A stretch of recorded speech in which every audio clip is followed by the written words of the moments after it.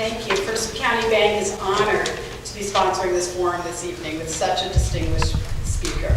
The bank has been in this community for over 166 years, and we support the thought leadership provided by the World Affairs Forum. It's my distinct pleasure to be able to tell you a little bit about Professor Jeffrey Sachs before bringing him up to the podium. His bio is extremely impressive and lengthy, so I will hit the high points. Jeffrey D. Sachs is a world-renowned professor of economics, leader in sustainable development, senior UN advisor, best-selling author, and syndicated columnist whose monthly newspaper columns appear in more than 100 countries. He is the co-recipient of the 2015 Blue Planet Prize, the leading global prize for environmental leadership. He has twice been named among Time magazine's 100 most influential world leaders. He was called by the New York Times, and I quote, probably the most important economist in the world, and by Time magazine, the world's best-known economist. A recent survey by The Economist magazine ranked Professor Sachs as among the world's 3 most influential living economists of the past decade. Professor Sachs served as the director of the Earth Institute from 2002 to 2016. He was appointed university professor at Columbia in 2016. And prior to joining Columbia, Sachs spent over 20 years as a professor at Harvard University. Sachs received his BA, MA, and PhD degrees at Harvard. Professor Sachs is widely considered to be one of the world's leading experts on economic development, global macroeconomics, and the fight against poverty. His work on ending poverty, overcoming macroeconomic instability, promoting economic growth, fighting hunger and disease, and promoting sustainable environmental practices has taken him to more than 125 countries and with more than 90% of the world's population. For more than 30 years, he has advised dozens of heads of state and governments on economic strategy. He has received more than 20 honorary degrees and many awards and honors around the world. Professor Sachs has also authored 6 books, including 3 New York Times bestsellers in the past decade. His latest book was published in February of 2017 and is entitled Building the New American Economy, Smart, Fair, and Sustainable. So without further ado, please welcome Professor Jeffrey T. Sachs.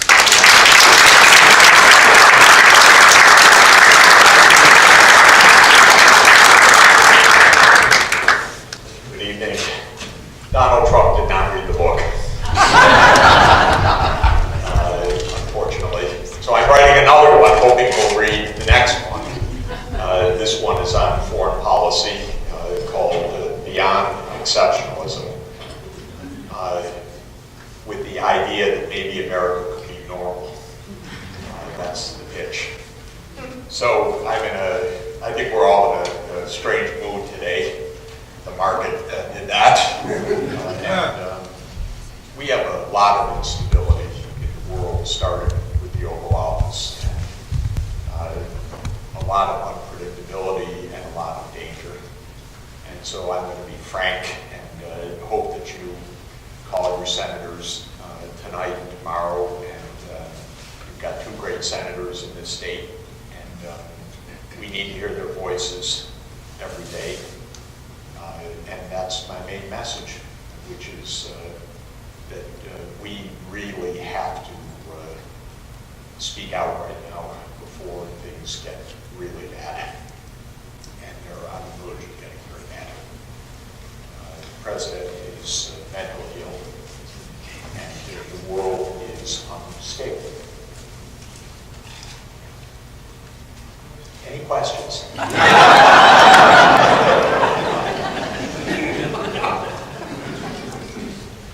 Let me give you good news for a few minutes, and then not good news, and then all the reasons to worry. The good news, and I've already spoken to many people this evening, is that we're in the midst of a technological revolution, which is truly wonderful.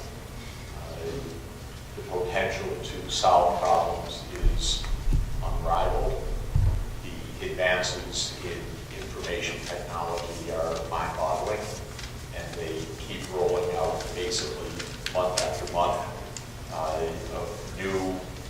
fantastic things, much better than anything we had reason to believe. Artificial intelligence is really intelligent, more intelligent than our intelligence, and able to do a lot of things that we can't do in ways that could really be good for the world. Excuse me, Dr. Beck, could you move the microphone? I would be delighted, and I apologize. The first thing about speaking is you want to be heard, and you want to hear, and otherwise it's all a waste of time. So thank you for letting me know. The information revolution, I was saying, is real, and I have the privilege to watch a little bit on the inside, just a little bit of this wondrous firm DeepMind, which is in the forefront of a lot of the breakthroughs. And they're the ones that invented the new Go playing online champion last year that defeated all the world's top Go players. And 2 months ago, they did something even more mind-boggling, which was they programmed their system to play itself over 72 hours in Go without teaching it anything about expert games or any trained learning.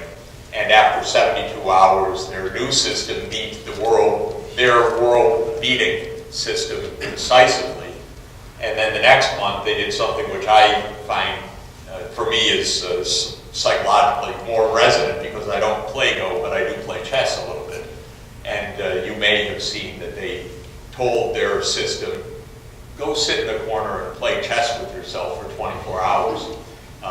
Almost literal instructions. And the system played itself and learned by itself without any instruction at all. And at the end of 24 hours, with the deep neural network, which is their model design, their system beat the reigning computer world chess champion decisively in 24 hours of self-play.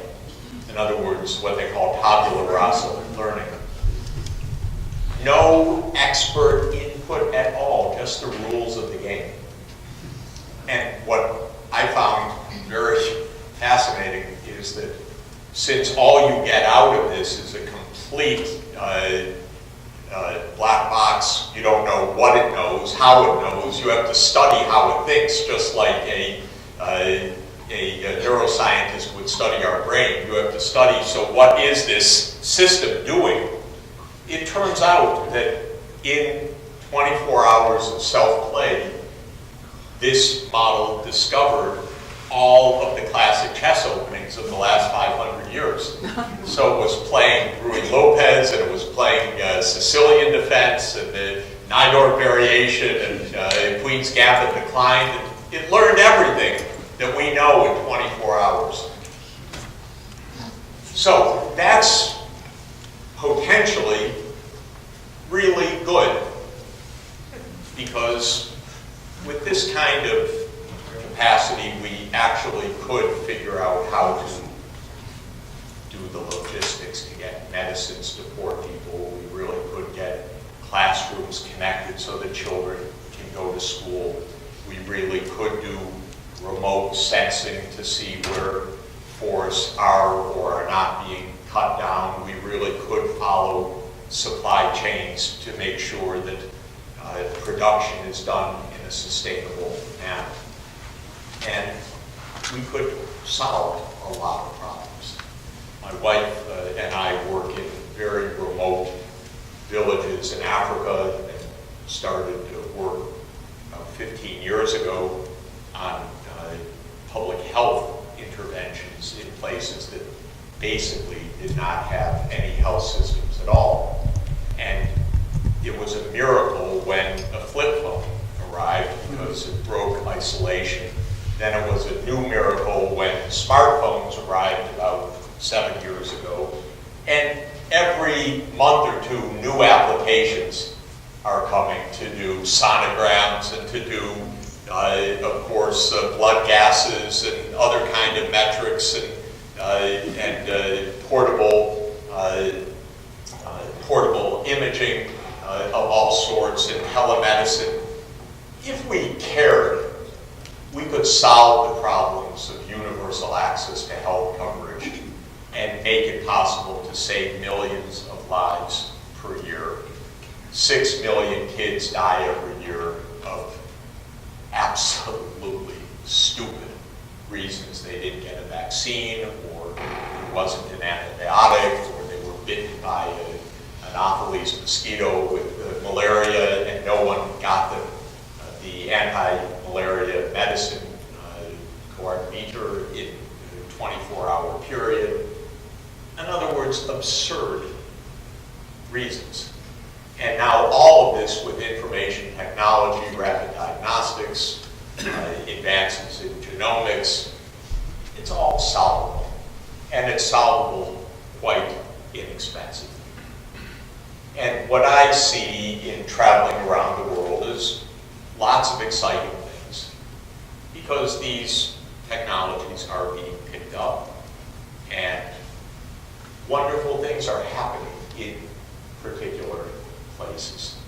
And you see in each of those particular examples, wow, what we could do if someone would just pay a little attention to this. We were in China, Sonia and I, 4 weeks ago at the Huawei campus. Huawei is the big China telecoms systems provider, the one that the United States is keeping out of the markets right now, in my view, for totally spurious reasons. Supposed national security, but I think it's basically crude protectionism, which is also experienced on the other side, so it's not just one way. But we went and spent the day at Huawei, and I will tell you, it's very impressive what's happening. They gave us the number, I can't verify it, but 65,000 R&D engineers, which is a lot. They took us around a very, very large campus and showed us a lot of cutting-edge 5G technologies, a lot of new systems designed for smart cities, for running low-carbon energy grids, for energy efficiency because of sensing when appliances should be powered or should be powered down. A lot of surveillance systems, which for China, because of the politics, is less sensitive than here, but enables the city to be completely monitored, and crime rates are extraordinarily low, and you're identified immediately for crimes and so forth. All in all, it was consistent with the experience that there's a lot of wonderful advance underway. And I also have that feeling once a week when the Science and Nature magazine comes for the weekly issue. And you see in any 1 week's issue of those 2 leading scientific journals, revolutions taking place of new insights, of incredible breakthroughs in, of course, advanced genomics and nanotechnology, in quantum computing, and in ways to apply these breakthroughs in countless ways. So that's the good news. The good news is that human well-being depends on technology. All of our advance from poverty and essentially agrarian poverty that was 10,000 years of our experience of civilization and that ended about 200 years ago, or began to end 200 years ago, is because of technological advance. And we're in a wave of dynamism of technological advance that's as great as any has been since the start of the Industrial Revolution. The changes underway are as big as the steam engine, they're as big as the internal combustion engine, they're as big as electrification. The information revolution is fundamental in almost every area of science, and it makes possible transformative change in almost every part of the economy, from finance, commerce, obviously, to governance, to agriculture, mining, manufacturing processes, and so on. That would be a nice place to stop, I would think. Say, okay, good. We can have rising living standards, and in fact, we can expect even gradually convergent living standards where poor countries that now have access to these technologies are able to make more rapid advances because they can do things that were unimaginable before. And as I said, 15 years ago when we were working in these African villages, not one phone, no electricity, isolation. It's all changed within 15 years. There's no isolation anywhere in the world. Now, there's no place that can't get connected. And it's going to get better and better than that. By all rights, we should see this as a wonderful opportunity.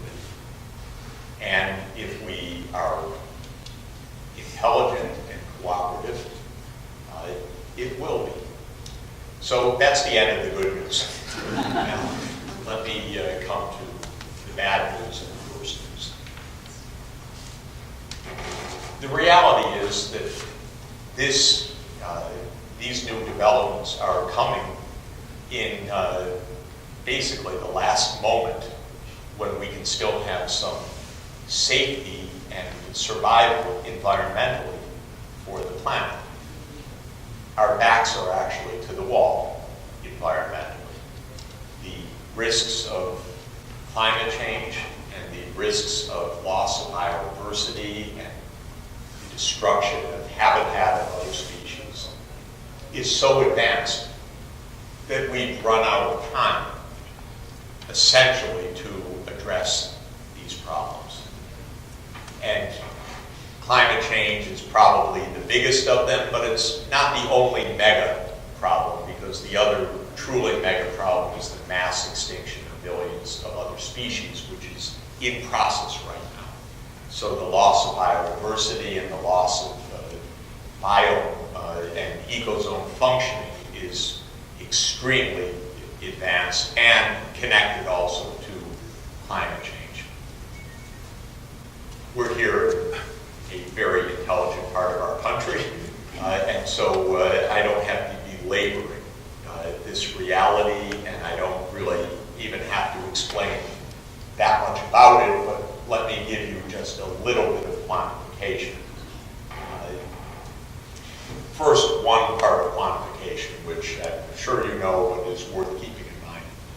The effect of greenhouse gas warming has been known for 150 years.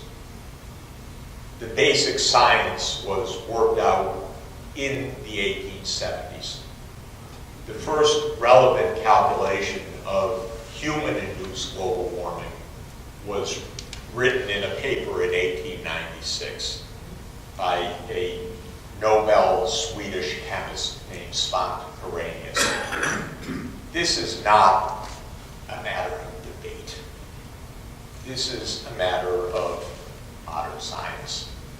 And Arrhenius, with paper and pencil, used the insight that carbon dioxide absorbs infrared radiation because of its chemical properties. Now we understand it's because of its quantum mechanical properties, the way that the CO2 molecules vibrate when they are hit by infrared radiation.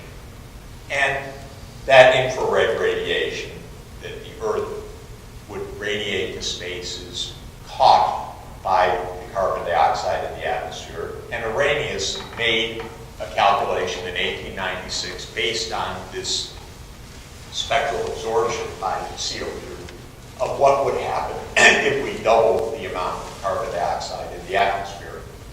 And he calculated that it would be about 3 to 5 degrees degrees Celsius warming of the planet. Well, with paper and pencil and no climate model, he basically hit the bullseye. He was real clever, by the way, also. I read someplace that he was kind of rebounding from a broken romance, so this was what he did for 18 months in making this calculation, and he came up with something quite useful. And he made one judgment in this famous paper that was not correct. He said a little bit of warming won't be bad, and the doubling of CO2 will take us in any event 750 years. He was extrapolating from the amount of coal that was burned, mainly in a few industrial economies. And then with a simple extrapolation, he projected that this would be 7.5 centuries. What we can say now is that what he thought would take that long will take about 150 years. So we're in a process of dramatic increase of greenhouse gas concentrations in the atmosphere because Arrhenius didn't see the industrialization of China. He didn't see the spread of industrialization to India. He didn't see, of course, that the technological revolution that had begun in the early 1800s would spread to the whole world. It was presumed that it would remain the ownership of Northwest Europe and the United States. And now it has spread, and the world is emitting now through fossil fuel use about 40 billion tons of carbon dioxide each year. Let me put that in perspective. The temperature on the planet has increased by about 1.1 degrees Celsius to date compared to the pre-industrial temperature. My colleague, James Hansen, you know, he's our great climate scientist in this country, does the measurements with his team at the Goddard Institute of Space Studies for NASA, and they looked at this with remarkable precision over many, many years. And their calculation is that we're about 1.1 degrees C above the pre-industrial level, and on a rapidly rising trend. For Hansen, 1 degree C is already the alarm bells going off dramatically because he has observed that the last time Earth was about this temperature, or maybe a half degree Celsius warmer, that would be about 0.9 of 1 degree Fahrenheit warmer, the sea level was about 8 meters higher than now. Not great for your hometown and my hometown. I also live on the small island economy of Manhattan, and 8 meters would be a rather nasty visitation. So it turns out that 130,000 years ago was the last time that Earth was warmer than now. It was a geologic epoch called the Eemian period. It lasted 15,000 years. It was driven by variations in the orbital cycle, obviously not by human-induced activity. But that orbital cycle change released a lot of carbon dioxide, which was degassed from the deep ocean. It raised the greenhouse gas concentrations. It raised the temperature, maybe another half degree warmer than we are right now. And that was sufficient to melt a large part of the Greenland and Antarctica ice sheets. And that's why the sea level was several meters higher than now. And when I was lucky and honored to be director of the Institute at Columbia University, I had colleagues whose job it was, sounded like a good job to me. They went around beaches of the world, and they looked at dark lines in the stratigraphy to see where the sea level was in the last interglacial period. And so this is not a guess. They showed kind of tourist slides standing next to a thin dark line which shows that's where the sea level had reached in the previous interglacial.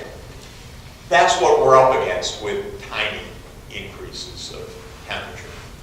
And when the world agreed in December 2015 in Paris on the so-called Paris Climate Agreement, the goal that was agreed was keep the warming to, quote, well below 2 degrees Celsius and aim to keep it below 1.5 degrees C.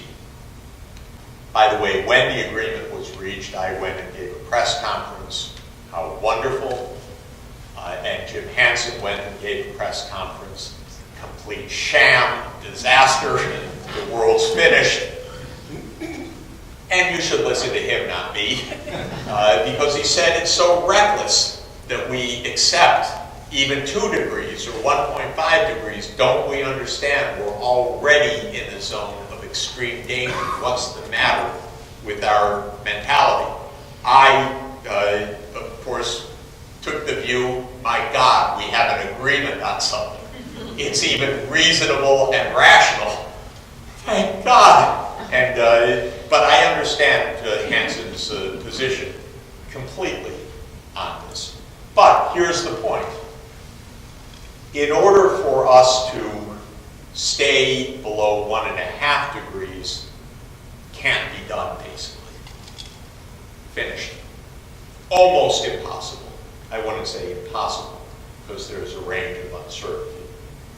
But what the climate scientists use is the notion of a carbon budget, which is how much more cumulative CO2 could we burn and emit and still remain according to target. And so it turns out for the 1.5 degrees C, the estimate is something like 400 billion tons remaining carbon budget, 10 years. Well, the world could utterly collapse, but other than a collapse, we're not going to decarbonize in 10 years or 20 years. And so we're going to exceed that budget.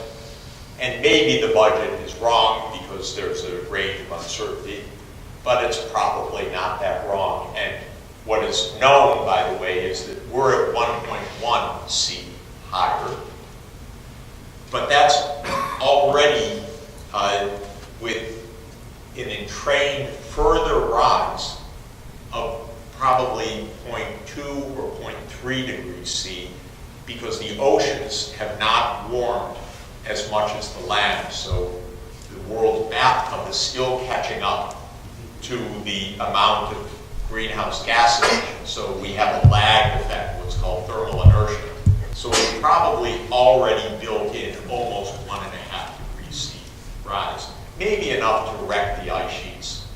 Maybe that would be a 100-year process, 200-year process. Nobody knows that time dimension. But very dangerous. What about staying well below 2 degrees C? First, nobody knows what that term means, unfortunately. So this is diplomats negotiating, not mathematicians or climatologists. So I don't even know what well below 2 degrees C means. Maybe it means 1.7 or 1.8 degrees C. Second, what does it mean to stay below the target? It means probabilistically the likelihood of staying below the target. So what I can tell you is that to stay below 2 degrees C with at least a 2/3 probability, the best guess is we have about 600 billion tons CO2 remaining that we can burn. Maybe 15 years, 20 years. Could be as much as 800. And if you think about having 20 years at the current level, but instead you think about having a downward path, which we need to do. We need to get out of fossil fuel and into wind and solar and hydro and geothermal and nuclear and other things that don't produce the CO2. Then a flat ramp would be twice the length of the constant rate. So if we have 20 years at a current rate, we have 40 years if we ramp down on a linear path to zero. The message is basically, by the middle of the century, we need to be out of fossil fuels. That's the serious scientific message. If we want to remain not safe, because that's still very dangerous, even perhaps recklessly dangerous, but maybe you could call it not out of control dangerous. So that's our real situation right now, which is that we have to make a transformation in the energy system worldwide, faster, more directed, more consequent than anything we've ever done globally, cooperatively, in the history of humankind. And we have to do it now. And I could discuss other kinds of challenges as well that maybe are not absolutely as urgent or could be. Because if I go to my other guru, not Jim Hansen, but E.O. Wilson at Harvard, who's, I hope, a common guru of all of us, the greatest evolutionary biologist on the planet today, and an unbelievable gentleman and a scholar. He would say that the loss of species is absolutely on par or worse. You know, what's a little sea level rise among friends when you could never replace perhaps millions of species that will be driven to extinction by the loss of habitat, by the global warming itself, by the pollutants, and by many, many other phenomena, invasive species and massive spread of pathogens, new emerging pathogens for animals and plants, human effects, of course, over-harvesting, hunting, and all the other human impacts on these species as well. So that's the grim side of the story, which is we have all this wonderful, wondrous technology and know-how. Our backs are absolutely to the wall, however, because we became an invasive species to the planet. When the Industrial Revolution started, we were about 800 million people in world population. Now we're 7.6 billion, and the net population is increasing about 80 million a year. And in the poorest places that don't create the jobs, don't create the incomes, and right now we're too poor even to have the kids in school, because the biggest increase in population is in sub-Saharan Africa, disastrously high rate. The most important way that fertility comes down is that girls and boys are educated. And when they're educated, they marry later, they go to the labor market, they have fewer children, their time is more valuable in paid labor than in home production, and you get what's called a fertility transformation. That's not happening in most of sub-Saharan Africa. Still, the number of children is 6 or 7 in rural areas, and there are so many kids, and it's places we work when the village comes out, it's unbelievable the number of young kids that you see. And then they can't afford the school, and the cycle not only repeats itself, but puts a trajectory where sub-Saharan Africa alone, which has about 1 billion people today, according to the extrapolation, it's not a forecast, but it's an extrapolation, would reach 4 billion people by 2100. Not a good idea. That'd be 4 billion impoverished people. That would be a destruction of the habitat. Africa is a dryland region by and large, although it's got a wet equatorial tropics, but it's mainly dryland. And it's going to get hammered by climate change. And so this is all a kind of collision course that we're on. So what do you do in such a situation? I have one idea. It's really naive. It's one word. You think. You analyze the problems, you study them, you understand the risks, you decide what could be done. If you're an economist like myself, my advanced training is long division and multiplication. I can do spreadsheets fine, but if I really want to know something, I call Jim Hansen, or I call Ed Wilson, or I talk to my engineer friends, and they tell me all sorts of wonderful things about the low carbon energy systems we could put in place, how we could make the physical transformations, what the costs of a watt of zero carbon energy would be, what the storage options are. You think. And the wonderful thing about our country, by the way, is we have more talented thinking people than any other place in the world. Although China's probably now has more in absolute number, and it's rising fast, but we've got a lot of really smart people in this room, and in rooms that you could assemble all over the country. And by the way, if we decided, all right, Zach, shut up, let's start thinking, and we just did brainstorming for an hour, we'd come up with answers that are pretty good for a lot of things. Because there really are good answers to all of these challenges.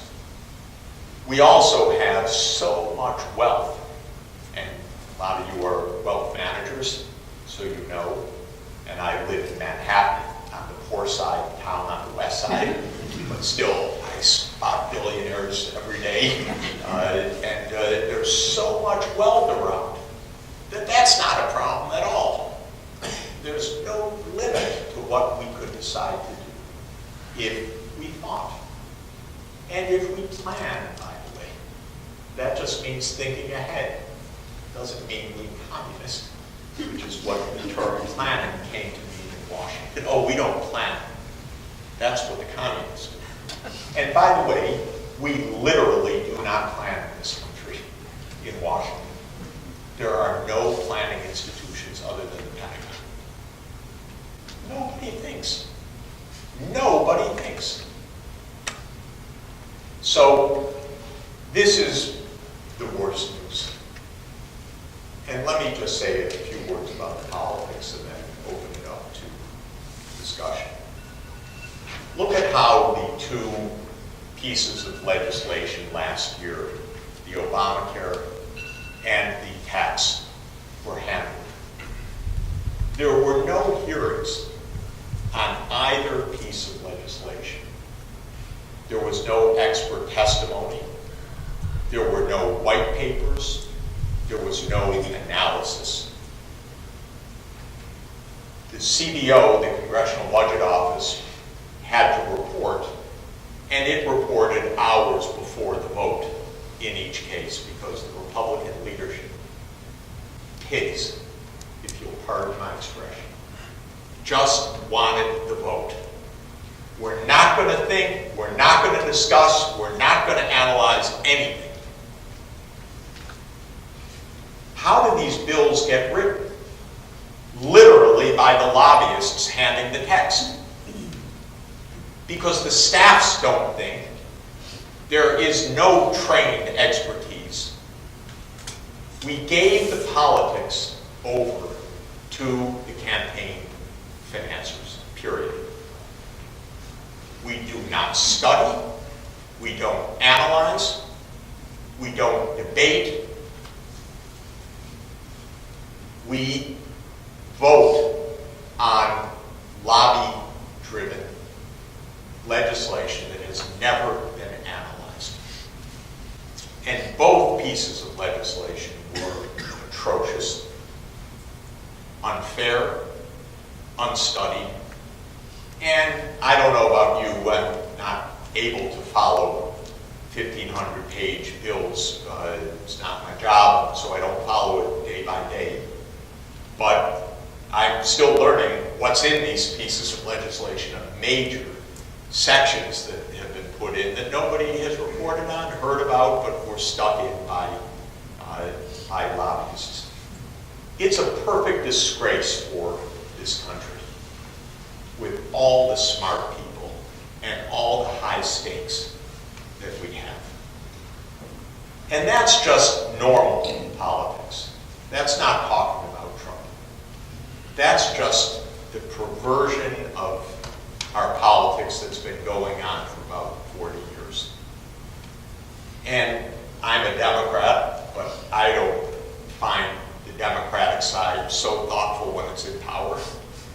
And I found the idea of voting on an $800, I don't remember exactly, $880 billion stimulus bill written in Nancy Pelosi's office around the table with no thinking and no vetting. Pretty disgusting also. And a great way to waste a lot of money. And a great way to run up the debt. And so I'm pretty much a bipartisan complainer. It's not partisan. It is the fact that we are such a complex society, and our problems are so complicated that we need tremendous expertise, and we need to think and to study the problems. Then, let me say just a few words about Trump. Because Trump is not a joke. Trump is mentally ill. Trump is delusional. Trump is impulsive, incapable of thinking, reasoning. He doesn't read. He is a nasty, nasty person. He is a damaged personality. And I resent it because he's going to get us killed if we have that. I can tell you because I work among fancy people, not in Washington, but at the UN and all over the world. I don't go to Washington. There's nothing to do. But when I go around the world and when I talk to very, very senior people, they're more worried because often in a situation like this, they say, Jeff, it's okay. It's not okay, ladies and gentlemen. It is not okay. Nothing is okay with it. Nothing is okay with North Korea. Nothing is okay with Iran. Nothing is okay with an impetuous, ignorant, nasty, delusional man who is commander-in-chief. We will not be safe until he is no longer president. And we should hurry the process. Because this is no joke. This is not a game. And I can tell you what you know, but I've studied it and I've written about it. The chance of nuclear accidents, by that I mean misunderstandings that lead to nuclear war, nuclear bomb. It's almost a miracle that it hasn't happened. And I would urge you, I'm only in the middle of it, to read Daniel Ellsberg's new book. Because he, before the Pentagon Papers, was a nuclear systems analyst for RAND. And he tells the story, if you haven't read the reviews, that he was going to release kind of doomsday scenarios along with the Pentagon Papers, but he decided that he would do first one and then the other, so the other batch of papers was kept in, I guess, some garbage bags in his cousin's place. And then because he was being followed, I think the cousin or friend moved it to a dump, and then rains came and it was washed, and they spent a month trying to find it. And all of these documents were never released, and that was back in the early 1970s. So he's written his book now. I think he's set to 87, maybe. And it's stunning. And I know him personally from many, many years ago. It's absolutely authoritative and stunning. So this is no joke. I've never seen anything like our political situation. And I've been in this business of economic advising and working on economic policy for 38 years now at a very high level, and talking to lots of presidents and lots of heads of state abroad. And we have no process right now. And as I've described our environmental crisis, of course, what did Trump do? He's announced we're going to withdraw from the Paris Climate. He put in Scott Pruitt, a hack's hack. You could not get worse. You could not get stupider. You could not get more ignorant, more vile than this person. Who is this person? This is a person that was funded by an Oklahoma oil company for 20 years. What happened last summer? We had 3 back-to-back hurricanes. You know, in 4 days of storms, $260 billion of damages. $18 billion in damages from the forest fires. Did it change anything? No. Because this is so corrupt, you cannot believe it. This is all about Exxon and about Chevron and about Koch Industries. And it has nothing even to do with Trump. If he were told, march in the other direction, he'd march in the other direction. It has nothing to do with science, nothing to do with debate, nothing to do with analysis. This is just a kind of insanity. What are we doing? If you know anyone at Exxon, don't they ask them? You have children. You have grandchildren. Stop it. If you know David or Charles Koch, call them up. Tell them that Jeff Sachs says you're sons of bitches. Honestly. Because you're wrecking our country. Sure, you can put in $400 million. And academics like me work for cheap. And by the way, you can hire departments. You can create libertarian departments. You can create Ayn Rand departments. You can get jerks like Paul Ryan. No problem. You pay. It doesn't cost a lot, actually. That's the perversion of our politics. So we have all this wonderful stuff we could do. And we're on the brink of nuclear war. Thank you very much.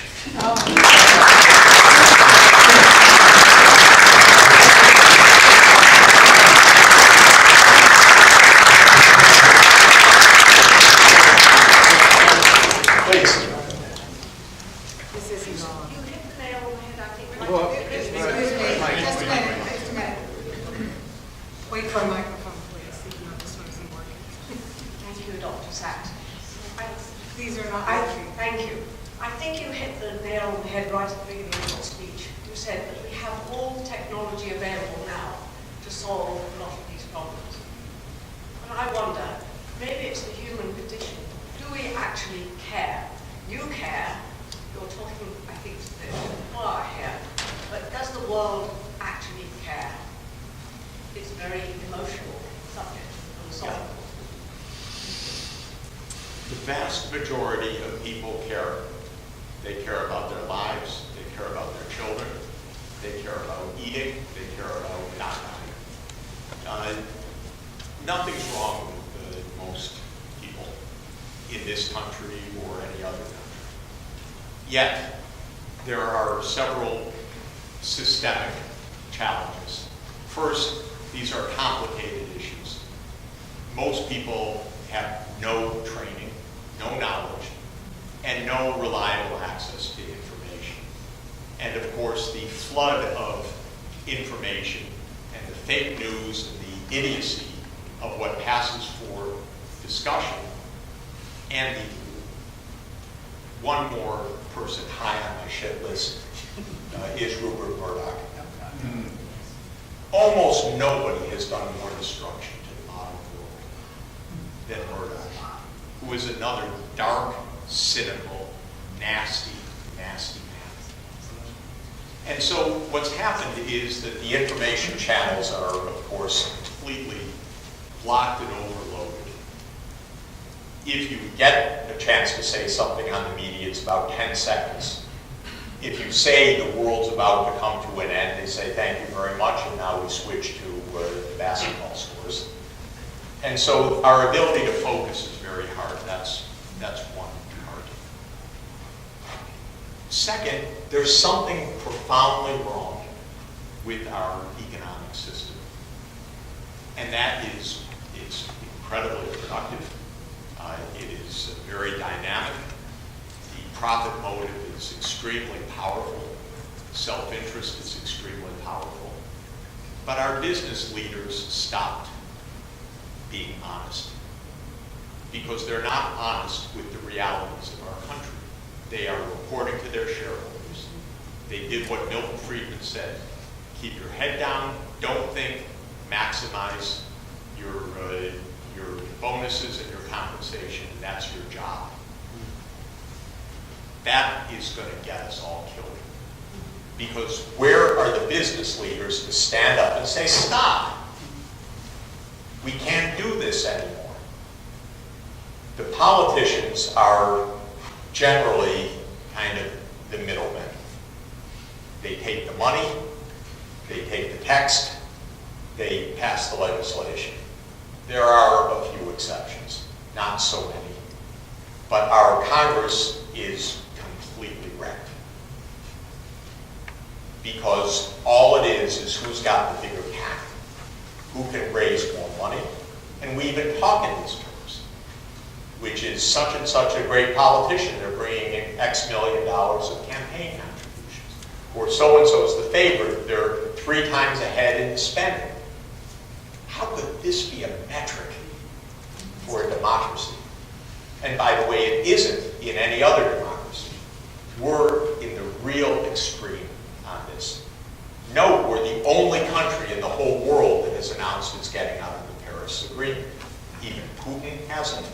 Even Saudi Arabia hasn't. Our politics are among the worst in the world right now. The most dishonest, the most corrupt that I see. Of course, there are completely personalized, violent regimes at an individual level. Ours is violent at an institutional level. I propose, by the way, one rule for American foreign policy, and that is we're not allowed to bomb any country where Americans can't name 2 cities. This would stop almost all wars. And so I don't believe the problem is the common person. I think the problem is the systems are out of control right now. And for me, the fragile fact that actually, I only mentioned one piece. We have 2 agreements that I want you all to know about. Sorry. We have 2 agreements globally that I want you to know about. One is the Paris Climate Agreement. We have to achieve that, or our children are in the most dangerous world.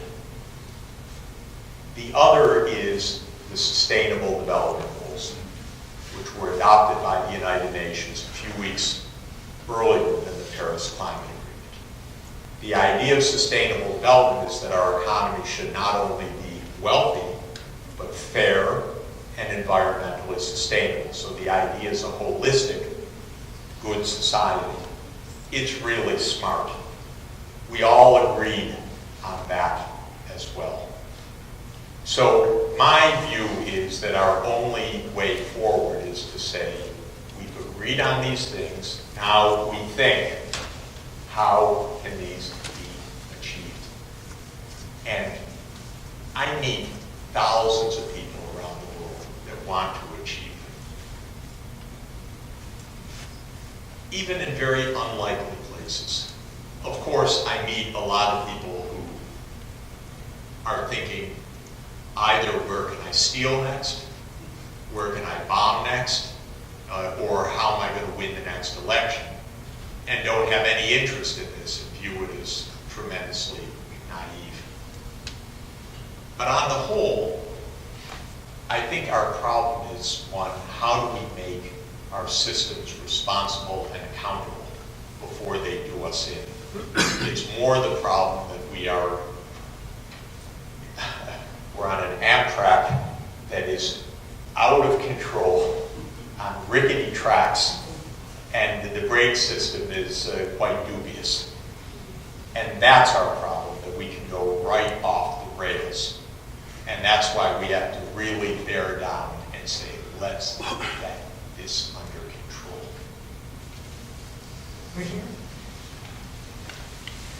Hi, Bruce Nance from Unitarian Universalist.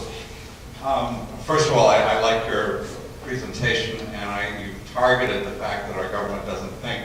When I was an undergraduate in the 60s and 70s, I read Eric Hofstadter's book, Anti-Intellectualism in America, which talked about the Adlai Stevenson-Eisenhower election and how a lot of people wouldn't vote for Adlai Stevenson because he was an egghead.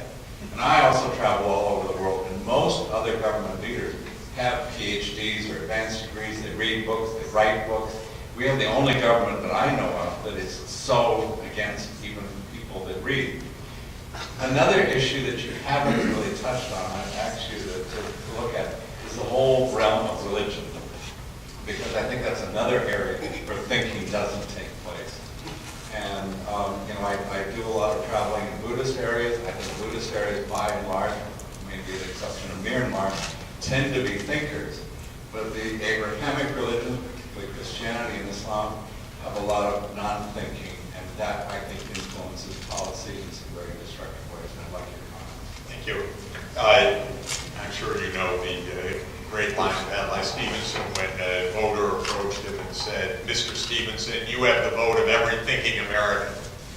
And he put his head in his hands and said, "Oh my God, but I need a majority." So this is a problem. And there is a real problem with the Fox, which is a no-joke problem. This is the paradox. It's not original with me, but Fox News is, of course, worse than random noise. It's systematic misinformation by design. So is the Wall Street Journal op-ed page. Fascinating. It's how I start my day every day. It's kind of a little great teaser of what incredibly weird thing are they going to be able to say today to put everything completely upside down.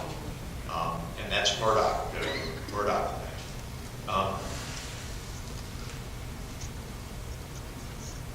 Religion is a very complicated topic, and probably the best single essay on climate change that I know is by Pope Francis, Laudato Si, which is an absolutely marvelous encyclical, which puts the climate crisis into a moral framework. Like Pope Francis, a little bit of theology, a lot of morality, and a lot of good hard science. And so it's not only non-thinking. Pope Francis is a great thinker, and I work a lot with the Pontifical Academy of Sciences, which is a very rigorous organization with many academicians and Nobel laureates in the sciences. And they're thinking hard. The Greek patriarch is very much a very great environmentalist, and religious leaders of all faiths have made statements, important statements, in fact, about climate change. A lot of religion, of course, gets hijacked by ruthless politicians who use religion for demagogic purposes. So I deal with a lot of religious leaders, Muslim religious leaders, who say it's not us, it's the politicians who are, in the name of Islam, making claims that we would never recognize in a million years as being part of our faith. And I think that there's a lot of truth to that as well. But it's also true that the religion often can have an extremely us versus them mentality. I just read a poll in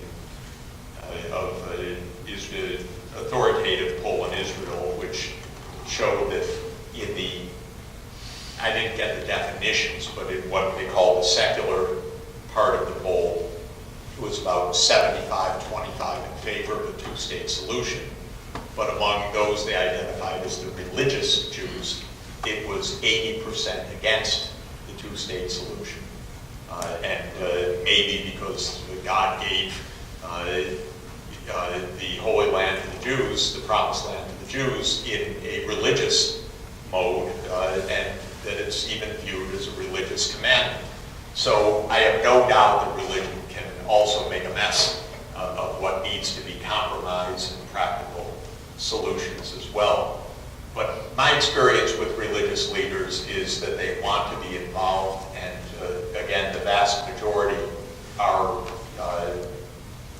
quite responsible. They have a large reach, and I'm doing everything I can to work closely with religious leaders at the Vatican and elsewhere, because I think that they have a major role to play. And I believe in ethics, and to believe that there is a common shared ethics across all of our faiths: help the poor, the golden rule, and so forth, that can be a basis for a shared human understanding of our problems. So I want to see the positive side there.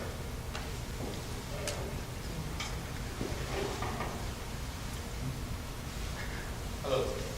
So I have a question about greenhouse gases. Could you hold the microphone closer? Okay. Am I good? You're good. So with the knowledge of greenhouse gases, why do governments still produce the largest amount of CO2 while many private corporations are trying to develop ways to, I guess, reduce that and create a more sustainable way of energy? The greatest technology breakthrough after 10,000 years was the steam engine, which James Watt patented around 1776, actually. And it was the ability to harness fossil fuel that made possible the modern age. Because before that, the maximum energy that could be developed was animal power, or a little bit of wind in sails, or a little bit of wind in mills, or a little bit of water on rivers. And that was a limit that meant that we were basically living at subsistence and eking out a survival. And then came James Watt, and steam enabled the Industrial Revolution. And then came oil and the internal combustion engine. And then came natural gas and the gas turbine. And we built a rich, though hugely unequal world based on fossil fuel. And our fossil fuel burning accounts for about 85% of all primary energy use in the world. And if it weren't for this darn quantum mechanical property that CO2 vibrates in a certain way when it absorbs photons at a frequency of infrared, there'd be no problem. There's nothing intrinsically wrong with fossil fuels. We would eventually run out of them, but we're far from running out of them. The problem is this bad luck. Now, it's been known for a while, when you get bad luck, you think about it and ask what to do. And the answer, as I said, is you go to zero carbon energy. And we've got massive stores of zero carbon energy. And very interesting projects. For example, in China, there's something called GIDECO, which is Global Energy Interconnection Development Cooperation.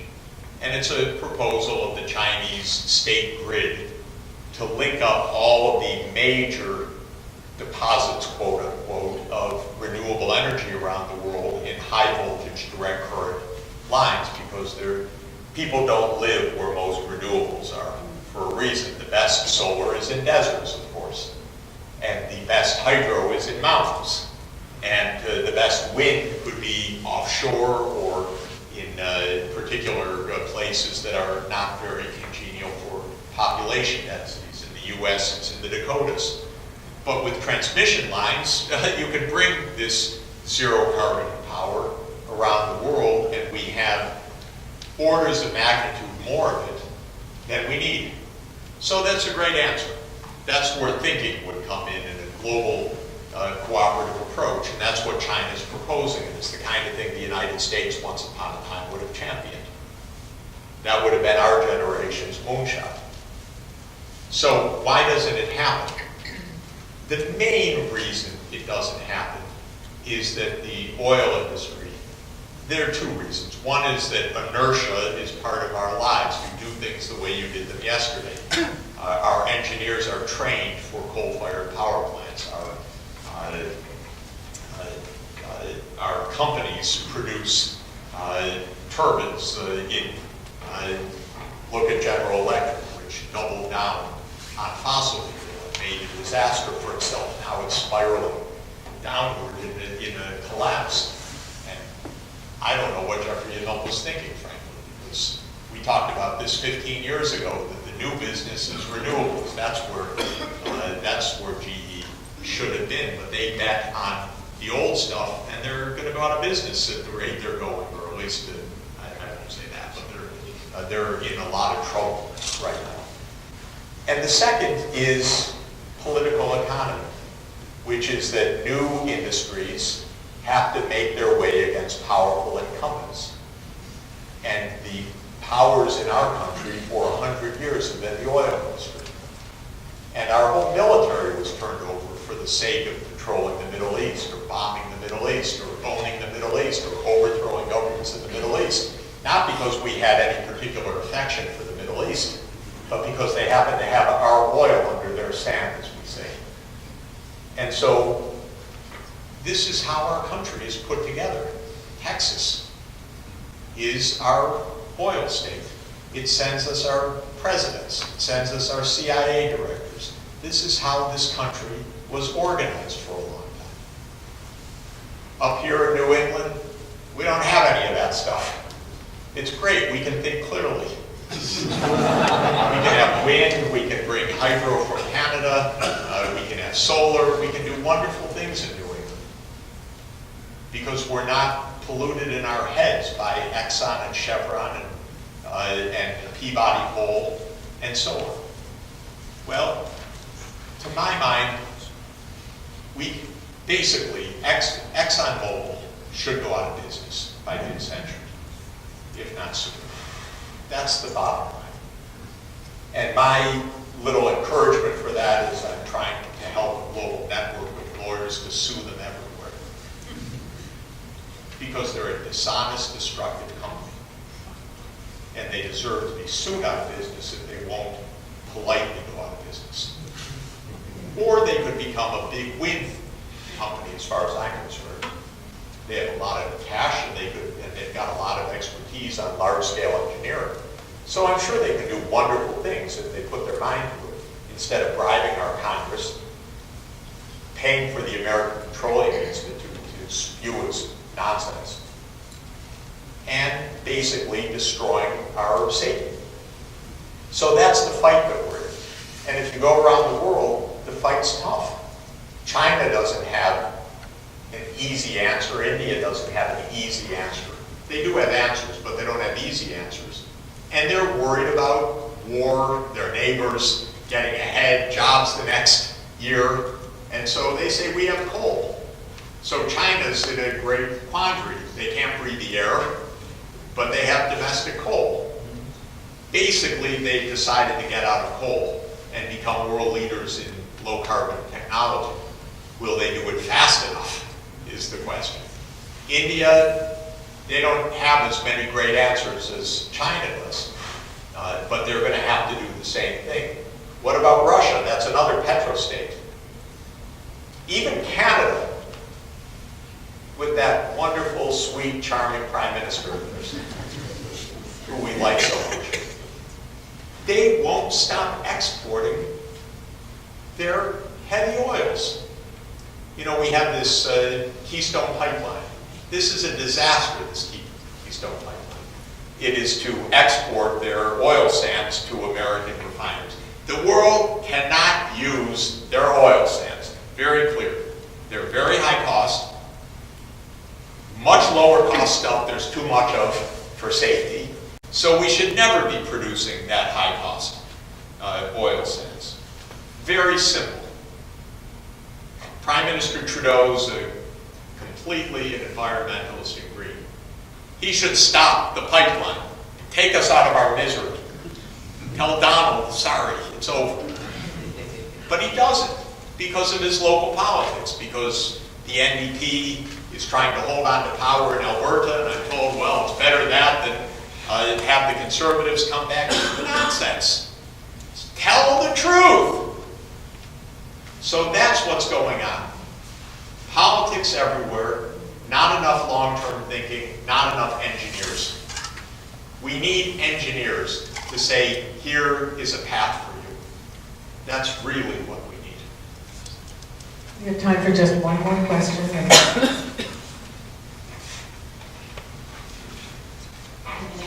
Jennifer Badzena. I really appreciated the response to the first question, actually, about common people and this idea that really at the end of the day, that everyday people actually are capable of making good decisions and have our best interests. It really resonates with the work that I do at an organization called the Participatory Budgeting Project, where we give everyday people the opportunity to decide how to spend part of the public budget. And again, by and large, we find that they make good decisions when we give people that power.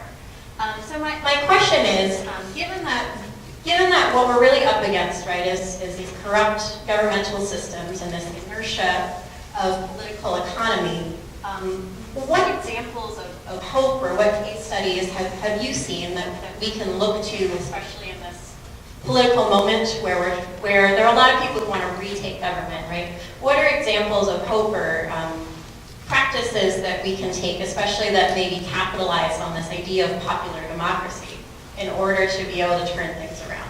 Great. Thank you. Thanks very much for that.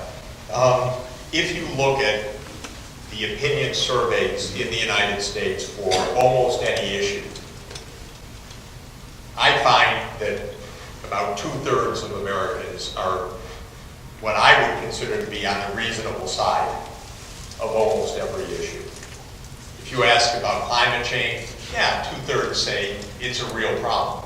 If you ask, should we invest in fossil fuel or renewable energy, 2/3 choose renewable energy. If you ask, should we cut taxes on corporations or raise them, about 2/3 say raise them. If you say, should we keep healthcare, Obamacare, about 2/3 were in favor of keeping it, and that's why the bill finally collapsed. There's nothing so wrong with public opinion, actually. But if you look at the outcomes, they're nothing like public opinion. So the best students of this are Mark Gillens at Princeton and Benjamin Page at Northwestern University, who have written a wonderful new book, American Democracy, ? But I don't remember exactly if that's the title of it. Page and Gillens.